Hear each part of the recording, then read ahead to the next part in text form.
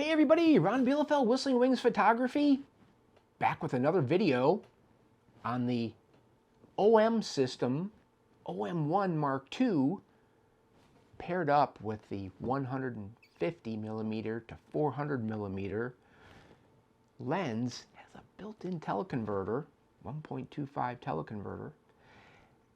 This video, I just did a video. I did my initial impressions video. And you can, hey, if you missed that video, you can,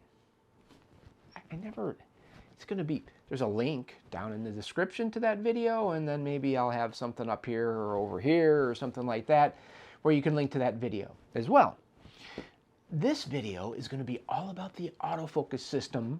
I am going to talk about the strengths and weaknesses I have found to this point. I've only been using this for a few weeks now. I'm going to talk about the strengths and weaknesses, but then I'm also going to go through the autofocus menus in this camera, and I'm going to show you my setup of every menu and explain what each menu item means, at least what it means to me. Now, again, this is new to me. Maybe I'm interpreting some of these things wrong, incorrectly. I don't like the word wrong. Do you like the word wrong? I don't like the word wrong. I don't like to tell people they're wrong. Maybe you're incorrect. Maybe I'm interpreting some of these things incorrectly, but anyway, that's where you come in. You can come in and tell me in the comments down below on this video if I'm wrong about these things. But I've got this system working really well. Again, there are strengths and weaknesses. So if you're interested in knowing what I found out about setting up the autofocus system in the OM1-Mk.II, for birds and birds in flight, action stuff with birds, a lot of that, stay tuned.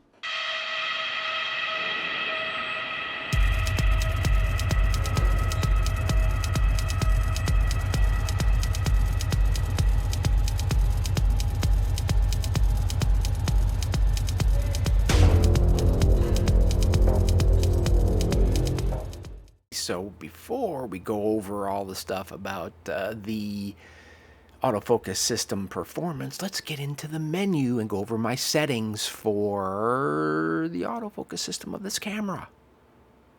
Here we are inside the menu system of the OM system, OM1-Mk.II, and we're in the autofocus menu. And my settings for autofocus, as a prelude to me talking about the strengths and weaknesses of the autofocus system that I found on this camera for the type of photography I do, birds in flight mostly. Autofocus mode, okay, we can go in there. Well, continuous, C-AF, continuous autofocus for what I'm doing. Almost exclusively, I use back button autofocus, so we just keep it in continuous autofocus at all times, so that way it servos. As the bird gets closer, the bird gets farther away, it should stay on the bird, stay focused on the bird. Now, next one down, that was a simple one, right? AF+MF. Well, I don't want, we can go inside there. It's on off, that's all you get. So it's off because I don't want the manual focus ring working on the lens working when I'm in autofocus. I don't want to have to worry about bumping it and having it affect what I'm doing with autofocus or what the autofocus is doing. So that's turned off. Starry sky autofocus setting has nothing to do with birds. Photographing birds or birds in flight, so we're not even going to take time to go over that one. Autofocus by half pressing. Nope. No for single autofocus and no for continuous autofocus. I don't want to have autofocus working on my half press. I like back button autofocus and back button only. That way no conflicts in my muscle memory or thinking about how I do things, because that's how I have my other cameras set up. Autofocus on in manual focus mode. No. Release priority. Go in there. I've got it off. I've messed around with this, not for single autofocus, but for continuous autofocus. I've turned this on and off. Release priority. That means if I turn this on, then it'll release the shutter, even if the autofocus or the camera thinks that the bird isn't in focus. If you turn it off, then it'll only shoot when the autofocus system thinks that the bird is in focus. So right now I have it off. I've gone on and off with this. I actually like to have it turned on so that I get more shots as the autofocus grabs onto the bird and things like that. I don't know. It just didn't seem to make a whole lot of difference to the performance for me. So let's turn it on and leave it that way for now. Let's move over. Subject detection. Ooh, it's got a little bird symbol there. Of course, we're shooting birds for the most part. So set to bird detection.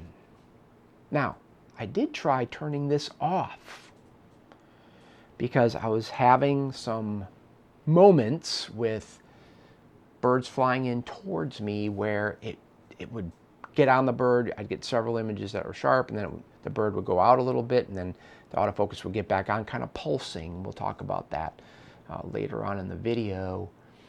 So I just said, okay, well, let's just turn the subject off because maybe the bird I was shooting, which were roseate spoonbills at the time, maybe that bird looks so different than what the bird ID was programmed to identify.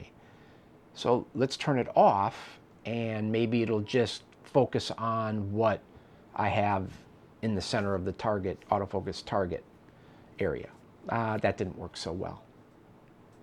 So I turned birds back on. Okay, so continuous autofocus setting for detection, subject detection. I have it, we're not going to talk about video, so I have it here set to all. Right? That means that once it finds the bird and starts tracking it, it will keep focus on it throughout the entire frame. If you go over here, then it's only going to keep track of it within the selected autofocus target frame. Now, you'll see that from this is the shooting, well, man, thank you, get rid of all that other stuff. I'm shooting a pretty big target area, a pretty big zone, I call it, anyway, so that setting may not be all that important in this respect. But I generally had it set to all in the end, so that would track throughout the entire frame, giving it more opportunities, because sometimes I didn't track so accurately. Autofocus button. The autofocus on is set to subject priority. Okay, half press doesn't matter, okay, because I'm just not doing it. There you go, it explains. This is one thing I love about the menu system in the OM1-Mk.II is that it really gives you a pretty good explanation of what each one of these are. So you've got when a specific subject is detected at a selected autofocus target position, autofocus is performed on the detected subject. Well, that seems good. If you go over here, then it's going to be always performed at the selected, I went back and forth on it. We keep on. Subject priority, that's what this is. Okay.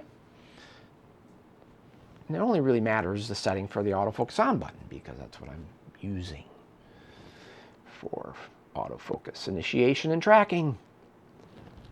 Eye detection frame on and off. I turned this on and off many, many, many times since I've had this system now to see if it would help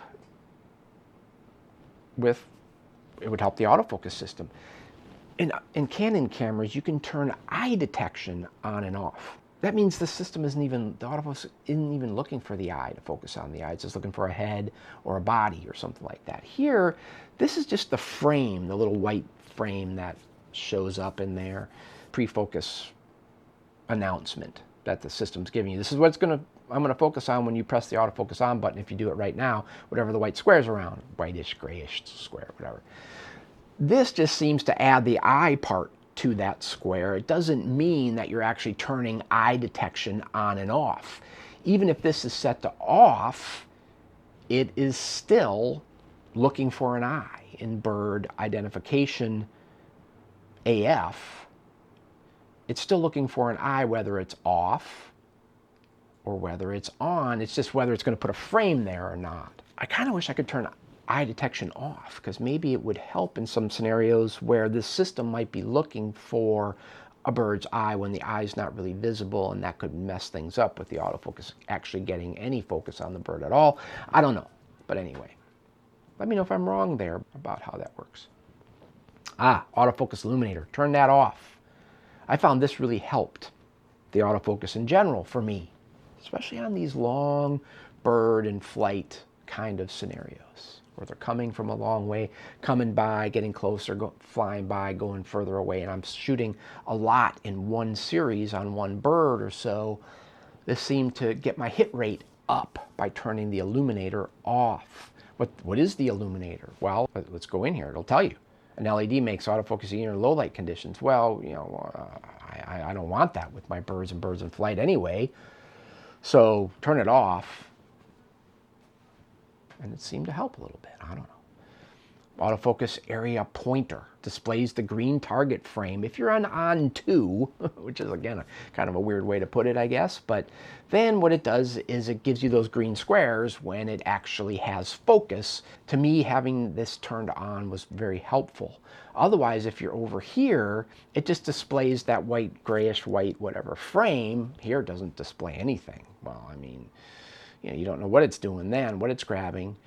But hey, if you just get the gray, whitish gray, whatever frame, I keep saying that, and you hit autofocus on, and you think it's focused there, and maybe it is, and that it's got focus. Maybe it does, maybe it doesn't. But I've found that when the green targets are up there, the green little squares are flashing around where the white frame was, it actually has focus then. And if you see those go away and you continue shooting, those aren't going to be sharp necessarily. So it gives you an idea in real time whether, how the autofocus is doing on staying on an active subject. Keep this on 2. All right. Sensitivity for continuous autofocus. This one, man, I've bounced all over the place with this. For a long time, I thought 0 was great. Just the center or default setting of 0. But now I've kind of gravitated to -1. We'll talk about a weakness that I've been having with the autofocus system of this camera. This seems to minimize that. It seems to help it stay on the bird and give me more hits for a long series of bird and flight shots by going to -1. -2 seems maybe too much, but for now I'm on -1, and I've been there for a while. This center priority, they're all off. I'm not using it right now because the way I have this set up is I have that switch, the 1-2 mode switch around the AEL button. In mode 2, it is set up for a small target, small autofocus target. And that's what I'm using as my center priority, basically. So if I need to do that, if I need to snipe something, get a smaller autofocus target on a small subject that I want to, or an individual subject amongst multiple subjects, I just switch to that. So the center priority, I'm not using it right now because what I want when I'm in mode 1 of that switch, I want it to be a pure zonal target, autofocus target area. So that's why I'm not using center priority. Autofocus limiter, off. I mean, I don't want any of this stuff. Not needing it. Autofocus scanner, definitely on. What does this do? Well, here you go. It says settings for autofocus scanner when autofocus starts during still photography. Ooh, that's not very informative at all. But what it is it's the cycling thing. It's not going to just get stuck on something or not try to focus anymore. if it can't find something immediately, it'll keep looking, continuing to look for a subject as you pump the autofocus on button. Very important for the way I shoot anyway. That is on. Autofocus adjustment. Nope, no adjustments. That's off. This is all video-centric stuff, so I'm not worried about that. Autofocus target mode settings. Well, there you go. You can see I got a whole bunch of them in here. I actually made some custom ones. I use, I think C1, C2, somewhere in there most of the time. Seems to work well for me. So you can set your different autofocus targets to be available or not as you scroll through your autofocus target. Orientation length, I've not been messing with that at this point. So it's the same for vertical and horizontal shooting. Set home, well, my target is to C2, like I said. That's where it defaults to.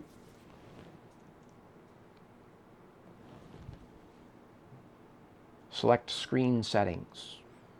Didn't really change that. That's just kind of a default thing, I think. Loop settings. Well, it's off. I mean, I don't want it to loop around. Go in there and it says settings for cursor movement in the autofocus target select screen. If you go off one end, it comes back on the other. If you have it on. I don't have it on. Keep it off. Targeting pad, not worried about that. Manual focus assist. Magnify, no, but peaking and focus indicators are on. Sometimes you need manual focus. I haven't really messed with it on this camera yet, because we're talking about autofocus in this video, so I'm not going to go into that at this point. There's your settings. You can go in there and the color and all that kind of stuff. That's it. That is pretty much it for the autofocus settings on the OM1-Mk.II. This is how I have kind of settled on my settings at this point. But from here, now that you've got a reference to how I have my autofocus set up for this camera, we're going to move on and talk about the kind of how I found this autofocus works, how good it is, strengths, weaknesses, stuff like that.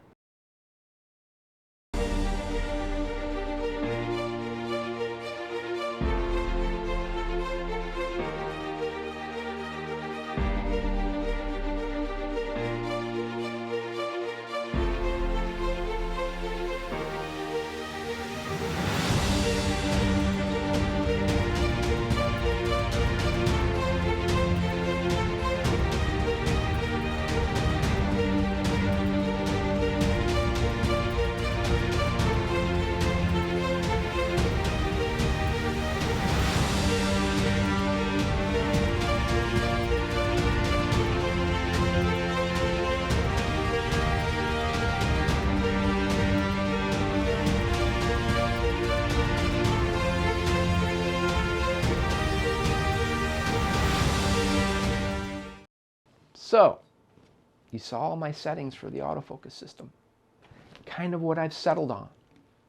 They may change, but the chance of that is getting slimmer the more I use this camera system.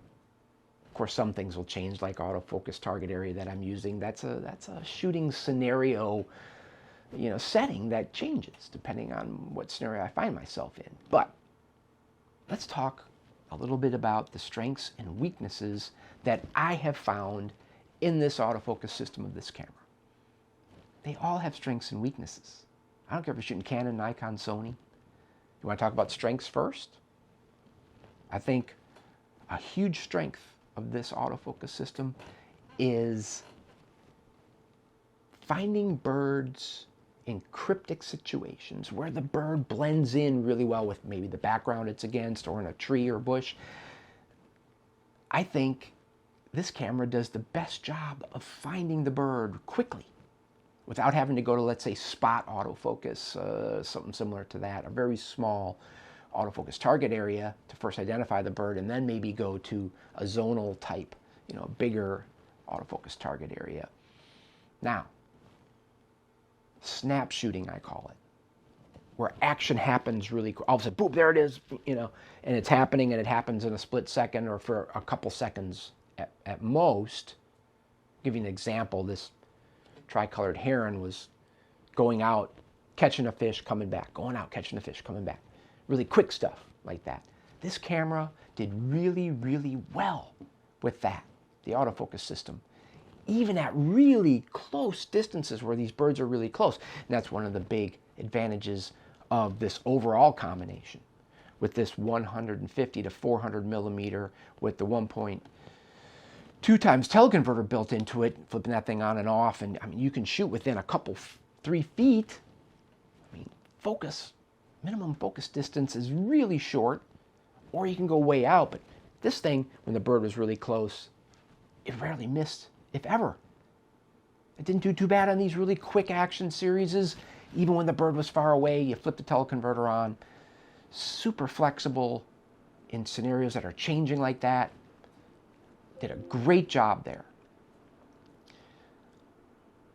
Overall, anything that static, slower moving, long series, it did great. The main weakness I found in this system was what I would call a traditional long bird in flight series, where the bird's coming from a long ways away, relatively speaking, coming closer, coming down, maybe landing nearby, and you're tracking the bird for a long distance. The autofocus system would get many sharp shots, lose the bird completely, you know, not completely, didn't completely go out of focus to the fuzzy blob stage, but it wouldn't be sharp for a couple, 3 frames, and then it would get back on the bird again, and it would kind of pulse in and out of being accurately focused on a bird flying in. It seemed especially poor when I was shooting roseate spoonbills in that scenario. Now, when I was shooting ospreys in that scenario, it seemed to do a much better job, but still in and out a little bit.